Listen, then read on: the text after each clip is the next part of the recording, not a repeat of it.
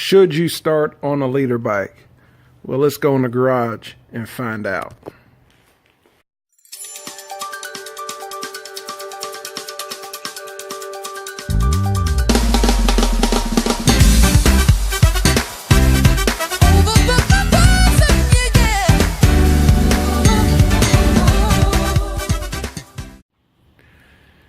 For some reason, this dog likes to roll around in stinky shit. I haven't figured that out yet, but he found something right there. But anyway, let's go back to the topic at hand here. Let's get in here and talk about this one. So, starting on a Litre bike, should you do it? You want the quick and simple answer, save you the whole time watching the video? No, you shouldn't start on a Litre bike. But I'm about to tell you why. Number one reason why shouldn't start on a Litre bike, and this is a Ninja 1000 ABS 2016. Yeah, just got it not too long ago. Why you shouldn't start on that bike? Well, let's look at it. Like I said, number one reason, that thing is heavy, dude. That thing is super heavy. Well, I mean, there's heavier bikes, right? Like 700-pound bikes, whatever. But that bike right there weighs 509 pounds. My FZ07, on the other hand, right here weighs 397 pounds. Huge difference in weight. And that bike right there, that's been up in the air. I'm seeing different things. I wish I had a way of weighing it.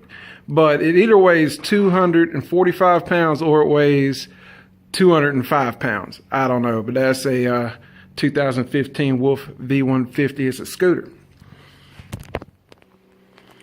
Okay, the number two, and probably just as important reason not to start on a Litre bike, is the amount of power, the insane amount of power. Now, I know, guys, this isn't a what you would consider a super sport. It's a sports touring bike, more emphasis on the sports. But yeah, that thing fast, really damn fast. And in the past, I've said, you know, there's a way around it. You know, it has a high and a low power setting. High power is 100% of the engine. Low is 70% of the engine. You also have 4 levels of traction control if you consider 0 a level, all the way up to 3. So you could put this thing on low and traction control level 3, but would it make a good starter bike at that point? I would still say no. It's too heavy. It would still be too powerful. You know what, guys? I'm going to go even deeper for you on this subject. I would suggest not even starting on a 600, to be honest with you. High in the rev range on 600s, they launch like a guided missile. For me, I started on a 50cc scooter, and I would say don't start on a 50cc scooter. It just doesn't have enough power. But I would suggest, you know, a 150 scooter. Scooters are a great way to learn how to ride a bike, by the way. You're cutting out a lot of extra stuff that as a beginner rider you might not be ready for, like clutch, gear shifting, and clutch. And you might not be ready for that. Scooters just twist and go. But yet you get to learn the streets. You get to learn, you know, what does a blast of wind feel like, this and that. But what I would say, out nowadays they've got these 125 motorcycle, Groms and Zs. I believe there's another company that makes them also. Look into those. Look into those. Look into your supermotos. Look into your 250 class supermotos. Why would I say supermoto? Because you can drop them and the bike pretty much survives. And that's something that could happen. I was very fortunate. Never dropped the bike. I did drop my 50cc scooter off-roading in the mud. I might have been going less than a mile an hour, so I don't even really count that. I just got some mud and got my foot caught up underneath it, but nothing major. Now, like I said, don't start on a Litre bike. If you have some experience on bikes, be it scooter, be it dirt bike as a kid. You know, an FZ07 would be up at that upper range, I guess, of bike to start on.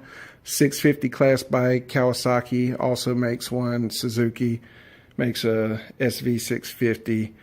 These are great bikes. Very torquey. And that's what I would say, you know, you need to have a little bit of riding experience before you go to this, because, you know, that amount of torque, it'll first gear power wheelie, second gear power wheelie. It has really abrupt engine braking.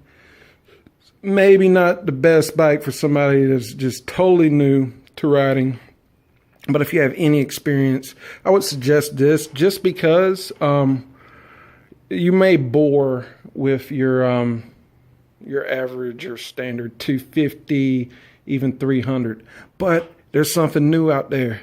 Kawasaki has come out with the Ninja 400, so definitely look at that. I've been watching a lot of videos on YouTube about those, and I find them very interesting. Absolutely very interesting. So anyway, guys, I appreciate all y'all for watching. As always, like, comment, subscribe. I love the comments. I actually reply to every single comment that I get, and I really appreciate y'all that leave comments. I appreciate anybody that watch my channel. As you see, this guy right here, he's out there looking for something stinky to roll around in. I'm gonna deal with him later. Anyway, thanks for watching, and I'll catch you guys on the next one.